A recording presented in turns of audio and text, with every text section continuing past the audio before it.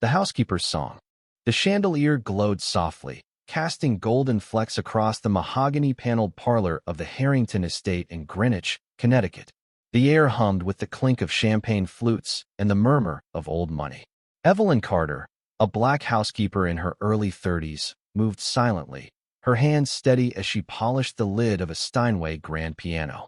Her crisp uniform blended into the background, invisible to the elite guests swirling around her. But invisibility was a skill she'd honed over years of service, a shield against the world's sharper edges. Then a voice sliced through the room's elegance. "Hey, let's have some fun. Why don't you play us a tune?" It was Nathan Harrington, the 20-something heir to the family's shipping fortune, his tone dripping with mockery. He sauntered toward the piano, a sly grin spreading across his face. The room quieted, eyes darting between Evelyn and Nathan. "Come on," he pressed, pulling a crisp $100 bill from his wallet. "Match what I play, and this is yours. Easiest money you'll ever make." Laughter rippled through the crowd, sharp, amused, cruel. Evelyn didn't flinch. Nathan's words slid past her like a cold breeze. She'd seen his kind before, arrogant, entitled, hollow. She folded her polishing cloth and met his gaze. "I don't play for bets," she said, her voice low but firm. The room held its breath. Nathan's grin faltered, but he recovered quickly. "Fine. I'll go first." Cracking his knuckles with theatrical flair, he sat at the piano and launched into a brisk rendition of For Elise. The notes were precise, mechanical, a performance of practice, not passion. When he finished, he stood with a flourish, basking in polite applause. "Your turn," he said, gesturing grandly. "Try to keep up." Evelyn removed her gloves, folded them neatly, and sat at the bench. From the corner of the room, Margaret Langley, a silver-haired woman with a cane and a sharp ear, leaned forward. Whispers buzzed. "She's actually going to try? This'll be quick." But Evelyn didn't play For Elise. Her fingers found a different key, and the delicate, haunting notes of Claire de Lune floated into the room. The music was soft at first, like a whisper, then swelled with a grace that felt alive. Every laugh, every clink of glass, every breath in the room vanished.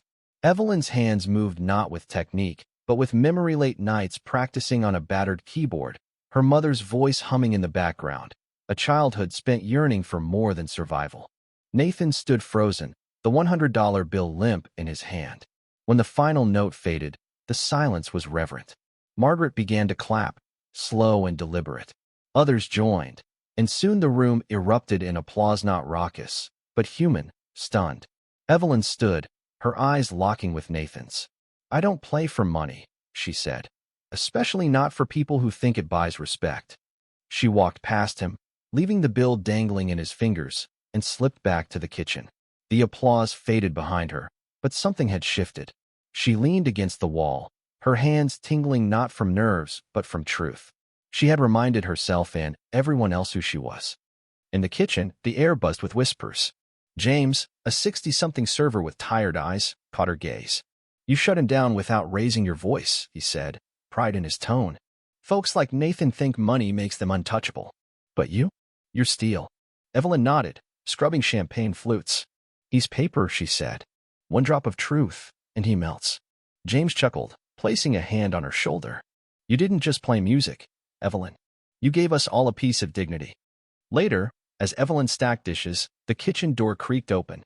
Margaret Langley stepped inside, her cane tapping the tiles. "Miss Carter," she said, her voice warm but commanding. Evelyn wiped her hands. "Yes, ma'am." Margaret smiled. "Don't, ma'am, me like a servant. You're an artist. I'm on the board of the Stanford Conservatory. We host a winter's showcase, a private event for musicians and patrons. I want you to perform." She handed Evelyn a card, embossed with the conservatory's seal. Evelyn stared at it, memories flickering her teenage dream of music school, abandoned when her mother fell ill. "I haven't played in years," she said softly. "I've got a job, a schedule." Margaret's eyes gleamed. "The way you played tonight wasn't skill. It was truth. People crave that. Think about it." She turned to leave, pausing at the door. "You weren't the only one underestimated tonight." At 2 a.m., Evelyn left the estate, the cold Connecticut air biting her cheeks. She tucked Margaret's card into her coat and walked to her modest apartment in Norwalk. Inside, she stared at her old electric keyboard, one key broken, gathering dust. She plugged it in, pressed a key. The sound crackled, but it sang. So did she, not out loud, but in the quiet rhythm of remembering. Days passed, and the card sat untouched on her kitchen table. The memory of her performance pulsed, but survival bills, shifts at the Harrington estate, the grind of life kept her anchored. One Friday, after an early shift, she took the bus home, lost in thought. A voice startled her. "You play like that and still ride the bus?" It was Margaret, seated 2 rows back, her cane across her lap. Evelyn blinked.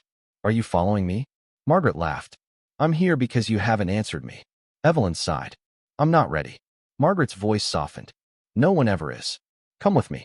Remind yourself what a piano sounds like." 10 minutes later, Evelyn stood in a quiet recital hall at the Stanford Conservatory. The Steinway gleamed like a promise. "Private rehearsals only," Margaret said. "No pressure." Evelyn hesitated, then sat. She played a simple piece from childhood, the notes trembling, then steadying. Her fear faded, her fingers remembered. Margaret, listening with closed eyes, spoke after 20 minutes. "I want you to write something original for the showcase. Something that speaks to who you are." Evelyn froze. "I've never written a note." Margaret smiled. "You're overdue. You've lived enough for 10 songs. That night, Evelyn stared at a blank notepad. No music came, only fragments, emotions, colors, pain. At work, whispers followed her. Guests recognized her from the Harrington party. Nathan appeared once, his jaw tight, but he said nothing. By week's end, Evelyn returned to the conservatory's rehearsal room alone. She played half-formed pieces, stitching gospel, jazz, and Chopin into something raw. One evening, Margaret joined her unexpectedly. Evelyn played her draft, still fragile. "Title it," Margaret said. Evelyn paused. "Unseen," she said. Margaret nodded. "It won't be for long." 3 weeks later, Evelyn's name was on the Winter Showcase program. The reality felt surreal. At work, she overheard that the Harringtons were funding half the event, and Nathan would attend. Her fingers stumbled during rehearsal, frustration mounting. Margaret found her, head in hands. "You're not failing," she said. "You're remembering. That night at the Harringtons wasn't just about you.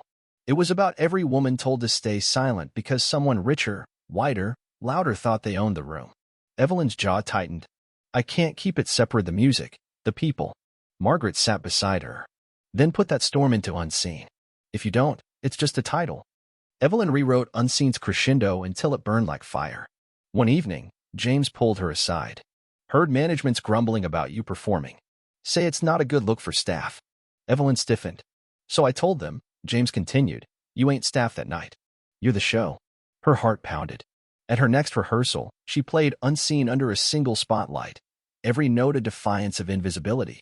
As the final chord faded, a slow clap echoed. Nathan stepped from the shadows. "You've improved," he said, voice flat.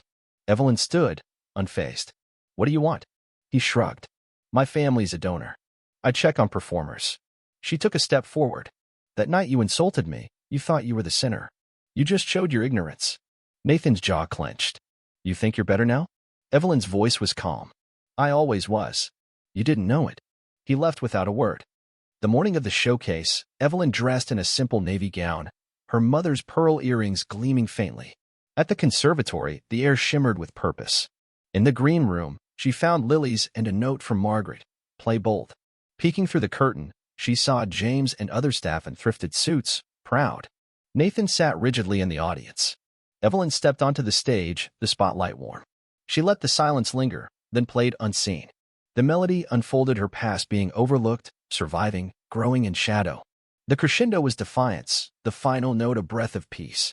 The applause was thunder. Nathan sat frozen. Staff wept in the wings. Evelyn bowed and stepped off, exhaling truth. Backstage, a young stagehand gushed, "We've never had a debut like that." At the reception, James hugged her. "You were fired, girl." Margaret, now in a wheelchair, her health fading, met Evelyn's eyes. "You carved your name into their silence." Nathan approached, hands in pockets. "I was wrong," he said. "You're extraordinary." Evelyn nodded. "Greatness doesn't ask permission. Sometimes it takes a fight to be heard." She shook his hand, then turned away, forgiving by moving forward. Weeks later, Evelyn's performance rippled outward. Invitations poured in, jigs, teaching, composing. A community music center in Bridgeport opened, named the Carter Room. She performed at a city gala, her name alongside professionals. One evening, she visited Clara Thompson, her old music teacher in New Haven. Clara handed her a folder sheet music Evelyn wrote at 12 about her mother. "Finish it," Clara said. Evelyn did, naming it Roots.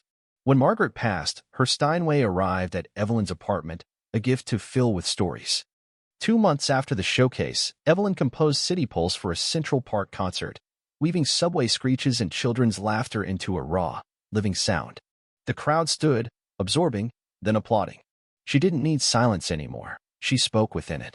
By June, her EP, The Sound of Her Name, released to 10,000 streams in hours. Each track Roots, Unseen, City Pulse, Stew is her truth. At the Carter Room's open mic, she played for kids who saw themselves in her.